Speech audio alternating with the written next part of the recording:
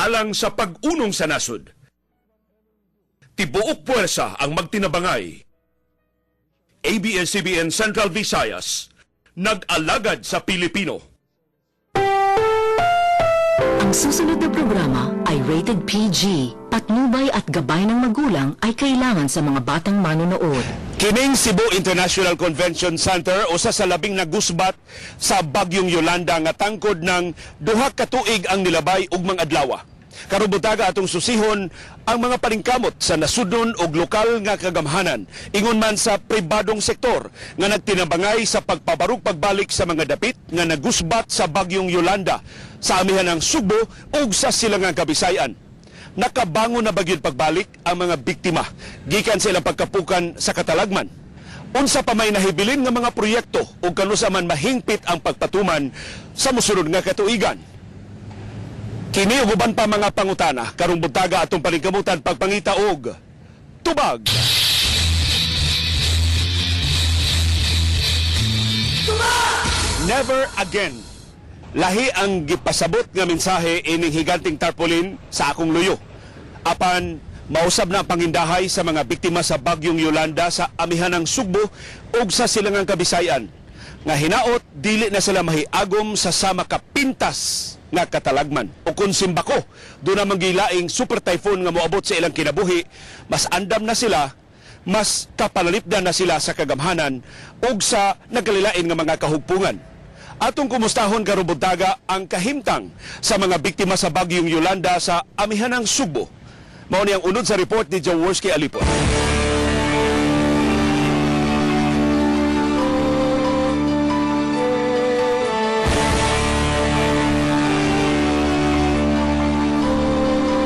Sa bagong kinabuhi, mao kini hatot sa mga panimay nga gitanyag dinhi sa barangay Aguho sa lungsod sa Daan Bantayan. Nanginaot ang mga biktima sa bagyong Yolanda nga pinaagi ini tinuray nga kabaguan sab ang ilang masinati.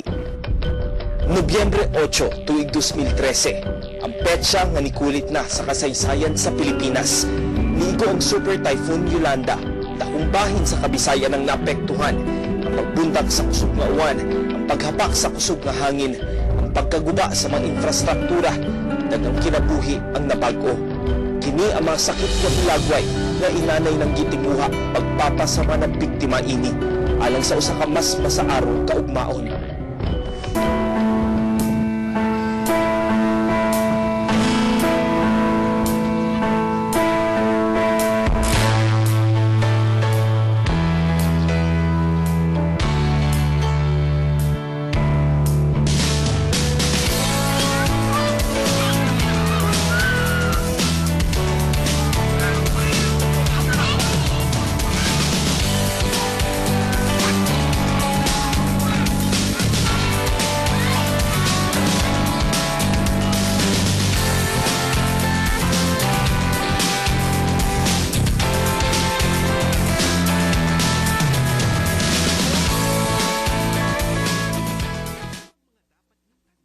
Disisais kakalungsuran ug dakbayan sa probinsya sa Sugbo ang grabihang naigo. Usa na ini ang lungsod sa Daan Bantayan. Subli na akong gibisita ang mga panimay nga nahimo ng kabahin sa mga report na ako kaniadto. Sa akong paglibot, maihap na lang ang mga panimay nga wa pa maayo diyang gipalukapa sa bagyo.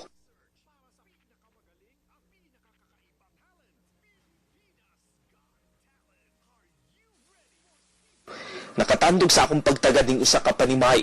Way matawag nga bungbong, gilibutan lang og trapal.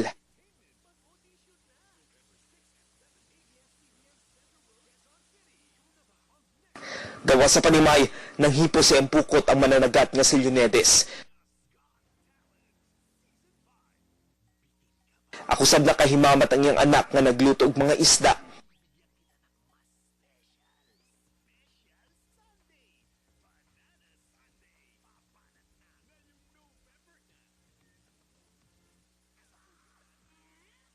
Tungod kay naa sa dagat ang ilang panginabuhian, dini sa daplin sa dagat na imutang ang ilang gipuy-an.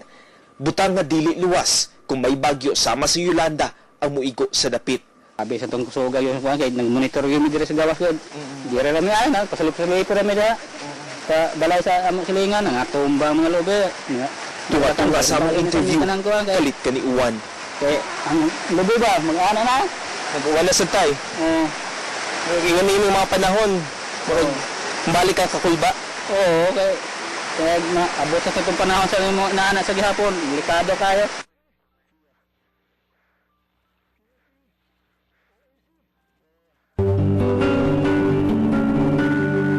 Tataw ang kabalaka kay Leonides. Sa mga ingon-ining panahon, di siya mo kumpiyansa. Ang silingan ni Leonides nga si Maria Fe, buta sa ngumubalhin sa mas luwas nga dapit. Swerteng nakabakwit sila sa kaadlaw sa wapa ni Kuso-Kuso si Yolanda. Human sa Bagyo, ang nagubang panimay mao'y nisugat sa ilang pagbalik. Di kahadlukan lang ni Maria Fe na sa pag-abot sa laing katalagman, masalbar pa kaha sila.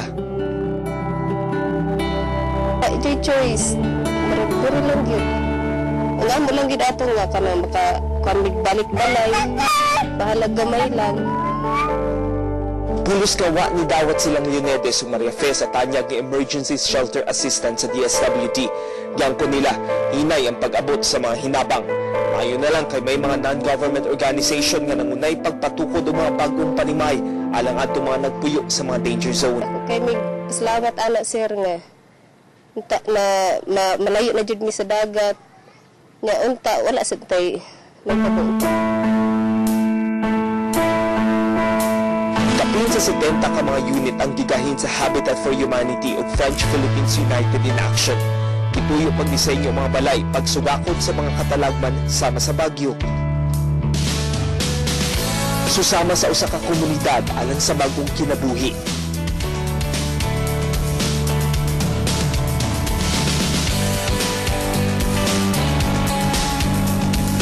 Inuon kung sumahon, swerte na silang Leonides ug Maria Fe. Kay bisa na National Housing Authority ni Angkon nga dakong hagit nila ang pagpangita og mga tituladong yuta nga mamahimong relocation site sa mga nawadaan og Pinoy-anan. We really wanted to be sure lang our project is really sustainable, environmental friendly. That's why we are considering all aspects in our resettlement site to see to it that the beneficiaries will be relocated to a safer zone. Sa report sa NHA, wa pa'y nakumpleto nga resettlement project sa kapin 22,000 ka mga beneficiary, dulan 3,500 pa lang ang nakabenepisyo. Kansang permanenteng panimay o panginabuhian ang padayong gitrabaho. Layo pa ang trabahoon pagtubag sa problema. Apan mahinungdano na na makita ang paglagsik pagbalik sa mga patigayon, sa pagbarog sa mga establishmento, sa pagpadayon sa inadlaw-adlaw nga panginabuhi, ug sa pag-abot sa mga hinabang gikan sa pribadong sektor. Hinay man kung ihulagway sa uban ang hinabang sa gobyerno, di ini mapapas ang kamatuuran nga ang bagyong Yolanda nagpaila sa kalibutan sa kalig-on sa mga Pilipino. Kay taliwa sa mga kasinatian nga naghatod og kasubo, may mga kasing-kasing na determinadong mubarog pagbalik. Jules Calipon, ABS-CBN News. May ako mahimutang sa basement sa CICC. Mao ni gipahigayunan sa lapad nga relief operations duha ka tuig ang nilabay alang sa mga biktima sa bagyong Yolanda sa tibok amihanang Subo ug Eastern Visayas. Hangtod karon, duha ka tuig na human sa katalagman nagpadayon ang pagtabang sa mga biktima. Gani ang ABS-CBN nagpahigayog medical mission alang sa mga biktima sa bagyong Yolanda nga nagpabilin pa sa bunk houses sa dakbayan sa Tacloban sa Leyte. O ang Archdiocese sa Subo, padayon sang nagsabot og livelihood projects alang sa mga biktima sa amihanang Subo. Mao ni unod sa report ni Vilma Andales.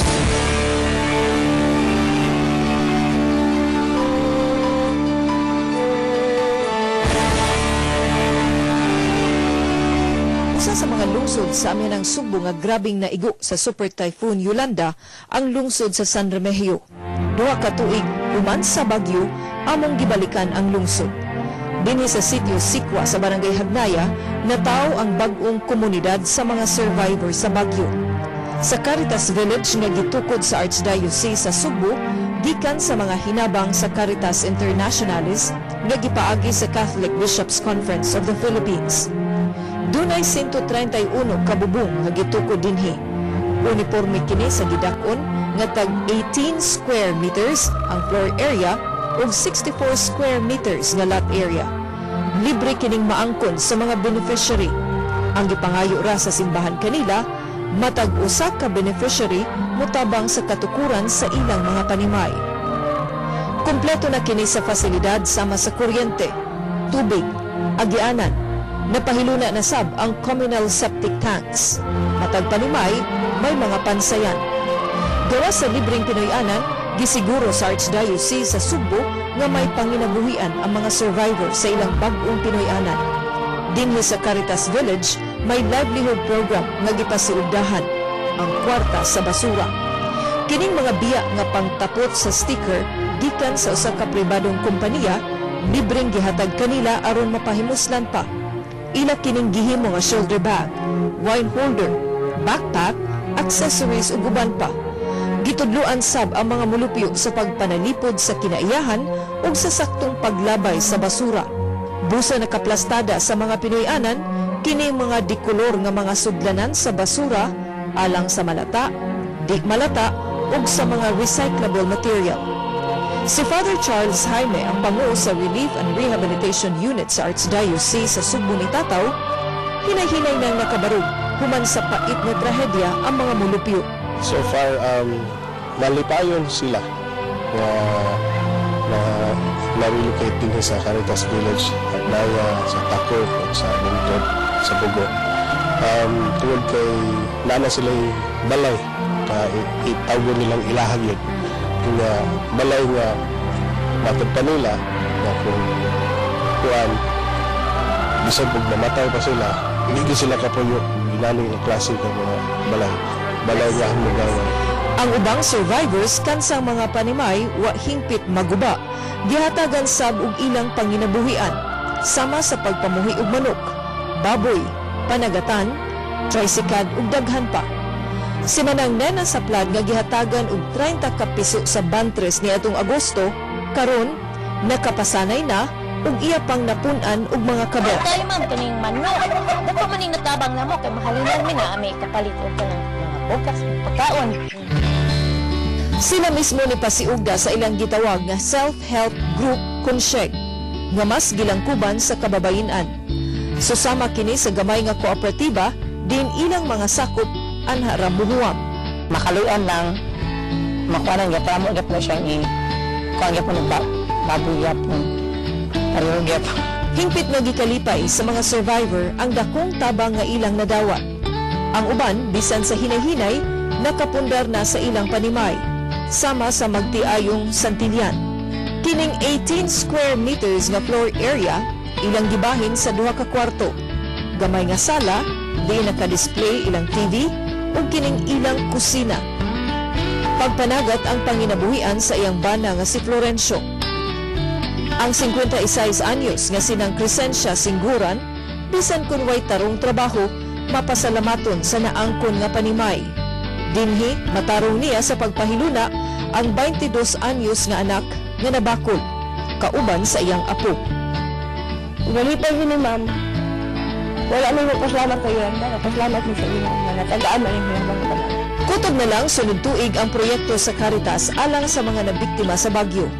Gawas sa lungsod sa San Remigio, ilasab na patukuran og Pinoyanan ang ubang nabiktima sa Bagyo sa lungsod sa Midilian, Daan Bantayan, Santa Fe ug sa Dakbayan sa Bugo.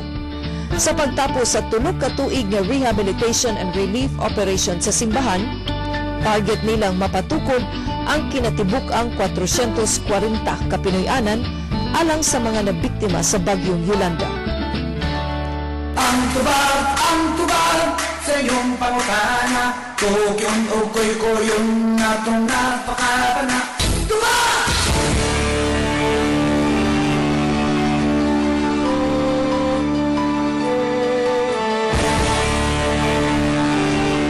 Atong kauban doon si Regional Director Efren Carion sa National Economic and Development Authority NEDA nga murag nahimong clearinghouse, sila magmonitor, sila maoy nagsige og update sa dagan sa rehabilitation project sa Bagyong Yolanda. Director Carion, 2 years after Yolanda, unsay imong ma-report ngadto sa atong katawhan sa Subo ug Central Visayas?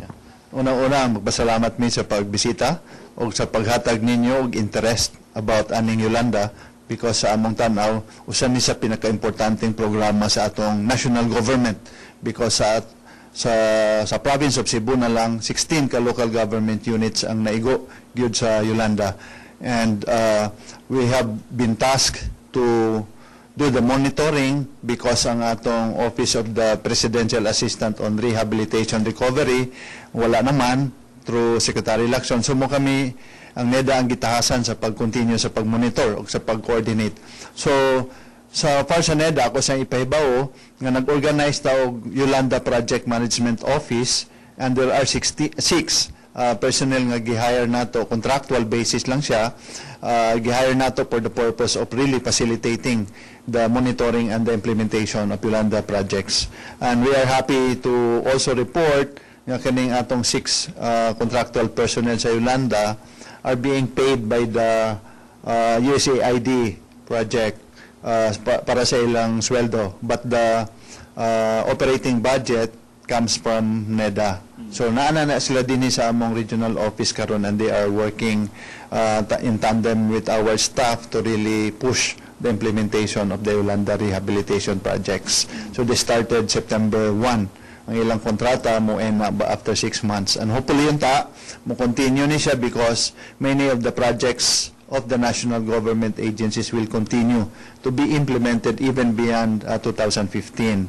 So sa among pagtanaw og paglibot-libot sa different LGUs, nakita nato nga doon na po'y kausaban sa mga panginabuhi sa atong mga biktima sa Yolanda.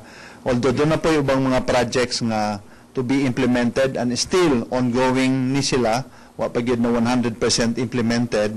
So natay kalendaryo ana Director Carion unya magsigita og pahinumdom sa mga hingtundang ahensya nga ops, medyo slippage na ka, wahi na ka, or kinahanglan mo catch up aron nga makaabot mo sa schedule. Nabatay ingon ana nga paagi sa monitoring or paabot lang mo sa finish line kung kinsay makahuman kinsay di? Actually, ang atong approach sa monitoring is call ta og meeting regularly with the different clusters. Like in fact, November 3 and 4, doon ay meeting ang mga gitawag din sa opisina. We discuss these things. And even the previous months, nag-meeting nami several cases. We called the LGUs, officials involved in Yolanda, and we also called the national government agencies. And then to really understand better, look at problem areas, and then identify and recommend solutions. Dr. Carion, let me take up one of those concerns since day one na sa relocation nga ang mga lugar na himutangan sa mga biktima, danger zone gito, so kinasang i-relocate to a safer zone. Pero ang safer zone, sama sa danger zone, dili matituluhan ang yuta, tax declaration ra ang coverage, so dili magamit ang kwarta sa national government, kay sigon sa Department of Justice, magasto lang ang kwarta sa gobyerno sa titled lots. Ang DNR niingon na ilapaspasan ang pag-assess nila sa posible nga pagtitulo sa mga luna, posible ang dili ang tibuok nga isla sa Bantayan o tibuok nga isla sa Camotes, selective areas lang, labi na kadtong mga relocation areas. Unsay update ana Director Carion? Tinood na ako personally niadto ko sa mi sa Bantayan, and muna sa ka problema gid dito. Dunay initial nga loted identified by the National Housing Authority and the LGU for housing unta to siya, resettlement area, but unfortunately untitled siya. So ang project na suspend, not pushed through because of that issue. The other one sa Camotes Pod, the same issue. And of course, I think ibaw man siguro ta nga last year or early this year, the DNR came up with a plan, management plan for the entire island because of its classification gani. But that needs also approval. I think congressional approval. So it takes really time. But we are happy to note that there is a mainland housing projects are already ongoing. Sa San Remigio, doon na mga initial projects that are already ongoing. But the two islands critically considered, Camotes and Bantayan, medyo na-delay yun na ang implementation. Director, perting lapara ining inyong trabaho, perting kutiha sa mga detalye, pero ma-address ba nimo ning lahap sad kayo nga pasangil nga after 2 years wa pa ginahimo ang gobyerno para sa pagtabang sa mga biktima sa bagyong Yolanda? Tingali ang atong the best answer na would be presentation sa mga statistics or data Because sayon naman kayo pagsulti nga, uy, na-respond na tanan sa gobyerno or ang gobyerno way gihimo. Pero ang tingali, ang pinaka-the best nga basihan nato, pagtanaw gyud sa statistics or data, nga maoy mo pakita kung asa na takaron, kung asa na takaron. Sa pagkatinuod lang, among paglibot-libot sa 16 LGUs, nakita nato nga, dako na po mahimo ang gobyerno. But usahay lagi, ang gobyerno, di man kayo mo pagawa sa ilang mga report, dili mo pagawa sa newspaper, dili mo pa-interview sa radyo, mana usahay maingon ang bangkatawhan nga, way gihimo ang gobyerno. But sa pagkatinuod, kanap yung nahimo. Ang ama pong gidocument ng mga successful stories to also and also commend the agencies who are doing very good sa ilang project implementation. How do you synchronize your action with the NGO or private sector initiatives para nga dili mag-duplicate o niya mabiyaan hinoon tong mas nagkinahanglag atensyon? Actually, ang una namang gihimulay is kuan kaning we look at the project sa mga agencies and then we determine asa anay napandingan sa NGO. And then we were able to gather some data. So katong napandingan sa NGO, gitangtang na nato na siya. These are not funded by government. Government should not claim nga nahuman na siya tungod sa gobyerno. And there are many of this. And then from the list po sa LGUs, doon na sila listahan nga para NGO, doon na po sila sa national government. But kanang interfacing with the NGOs, I would say nga kinahanglan pa na mo work me doubly hard kay ang katong participation sa NGOs immediately after the Yolanda niabot din sila. But many of the NGOs now are already out of the area. So ang what we are tracking are the projects na implemented nila. But gusto namo karon nga among i-concentrate sa gyud kani mga projects nga gi-implement sa national government agencies. Pero kanang mga projects nga inyong gi-design director pero na you found out nga na kompleto na sa NGO, dili ko ng kwarta ana, i-divert lang siya to another pero adto gihapon siya gastuhon. Kanang gitawag nato realignment. Kaya that is allowed by law. That is allowed by DBM circular, realignment of funds. Okay, mas malisyoso pa minaw na diversion, no? Realignment. Pero isip representante ba sa private sector nga naglihok sad atol human gyud sa Yolanda, Director Carion, mao ni ang amo nakit-an sir nga kami butami igabot dito kinsalay una makapanguhit namo mo among mahatagan kini sa relief nga phase unya ang ubang organisasyon mausad. So, ang nahitabo, ang daplisdan, pertindaghan naghinabang nga nakuha, ang taga-bukid, wag hinabang. So, ang taga-daplisdan, na mga sari-sari store, kaya di naman nila mahurot ang mga hinabang nga gihatod nila. Is there a way, Director, makatabang ang NEDA nga based sa Yolanda, maumantoy labing na kong katalagman, doon na natay database nga inigsulti panalitan sa Rafi nga, nami napo ka-truckload of relief goods. Asa mami padung? Yang ABS-CBN sab naasan mi 5 ka truckload of goods. Di na mi musapaw sa gihatagan sa Rafi. Doon na ba'y makagiya na mo, Director, o kamo sa NEDA mo ako nahuna-hunaan nga based aning inyo karong comprehensive kaya nga tracking of needs and projects nga gipatuman, makagiya na ta sunod simbako pohon doon na ilaing katalagman. Kana unta ang ideal gid unta nga proseso kanang pagkandak og post disaster needs assessment. Kaya diya nato ma-identify kung asa ang na-hit, pila ka kabalayan o pila ka tao. But atong experience sa Yolanda, medyo nauwahito. Medyo nauwahi siya gamay. Ang atong mga relief assistance came very quickly, especially from the many sectors. Muna nga, nagkapuliki in town. But I think the experience nato sa Yolanda gave us a very good lesson. Director Carion, NEDA cannot operate in a vacuum. Eleksyon na sa Mayo. Inig-ingon sa mayor dito sa lungsod sa norte nga, apikis noy apikis mardre kanang inyong project para on the speakers, sigurado naman sa mardre arila na diri. Unsa flexible pa ba mo ana or na kuana ni na butangan na ni apelyido tanang proyekto? Murag wa natay kuan sa flexibility ana kay nakahanay na ni siya tanan. Nakahanay na tanang project sa agency o sa ang location.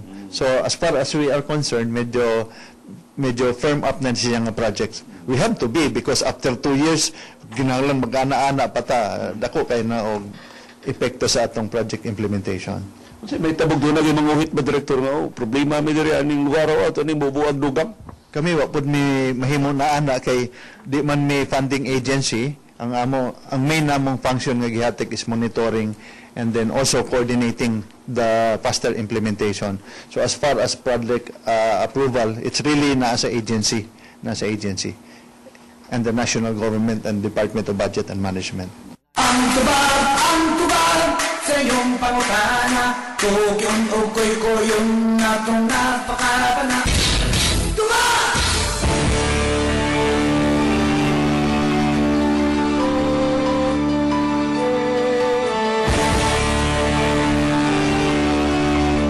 Kining masulog og kahimtang sa CICC mao'y pahinumdom unsa ka pintas ang bagyong Yolanda. Although eleksyon naman sa tuig gilalisa na karon unsay mas nakaguba sa CICC, ang bagyong linog ba in 2013 o ang gipasangil ba nga grabe nga pangurakot.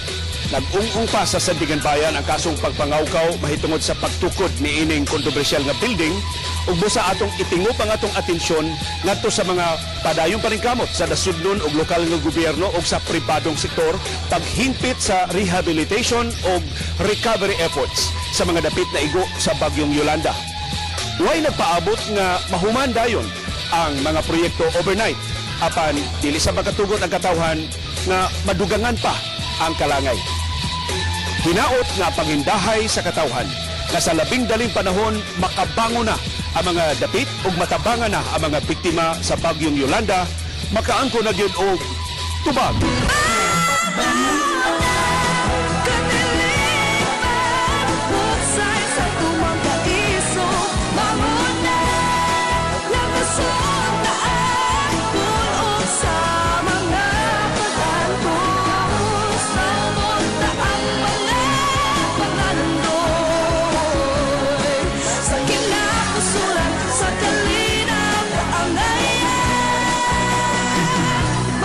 Sugda